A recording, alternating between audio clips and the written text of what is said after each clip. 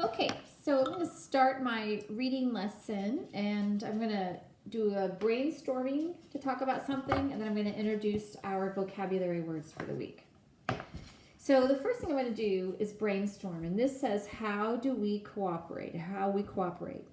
And I want you to think for a minute about how you work with people. It could be people at school, it could be people at home, it could be people in sports. How do you cooperate? Cooperate means that you work with someone to get something done. So even think about back to the classroom when I would ask you to do an assignment. You would have, let's say it was Mason and Tyshawn. They would take turns writing or take turns talking. That's cooperating. So take a minute to think.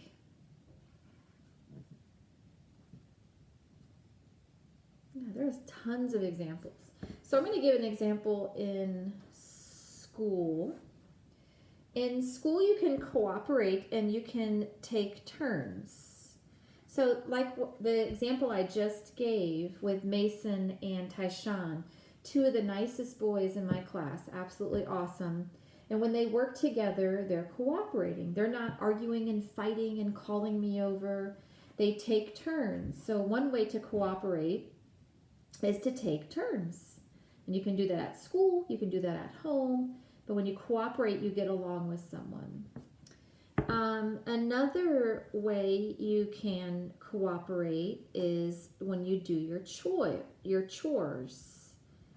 And last night, I had Jake and Rhett we took down our trampoline because it was all broken, and we had all of this metal left over, and it was pretty heavy, and it was probably 25 pieces of metal. And I said to them, will you please put it into my van because I want to take it to the recycling in the morning. So they cooperated, they helped each other. I saw them at one point, they were both carrying it together, and then another point they were both, Rhett would put his stuff in my van, then Jake would put his stuff in my van, but they were working together. So doing your chores is another way to cooperate. Okay. Another way is on like a sports team. A lot of you, I went to visit and I watched you play sports. I had a great time at the last thing I did was the YMCA, watching Tyshawn and Jonah play, and there was someone else. Tyshawn, Jonah, there was someone else. It'll come to me in a second. But playing sports. And when you cooperate in sports, you pass to each other, you cheer each other on, you make each other feel good. So sports is another big area where you cooperate. Oh, Camden. I watched Camden play too. You guys were all so good. So cooperating is when you're working with someone. So school, chores, sports. And then for me, another way I cooperate is at home. At work.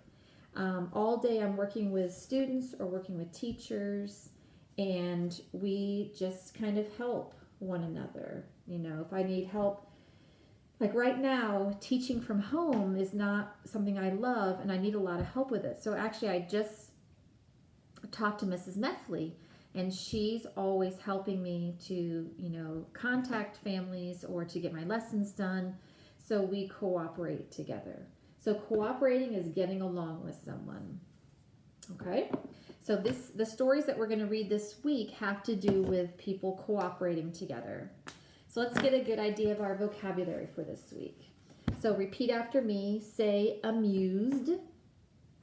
Good. Amused is when you laugh, when you find something that makes you smile and happy. Amused. You see these two little girls are amused at something. When the sentence says the kids told jokes and amused each other. The next word is cooperate. Cooperate is when you work with someone. Here's a race, and these two kids are passing a baton. And it says runners must cooperate to win a relay race. It says, when have you had to cooperate at school? Oh my gosh, lots of times we cooperate. The next sentence is describe. When you describe something, you tell about it. When I first got my new dog, I described her to you. I said she was small, she was all black, she had a little bit of white on her tail, she has brown eyes, she weighs about 28 pounds. So describing is to tell something. And this sentence says, I would describe my cat as small and fluffy.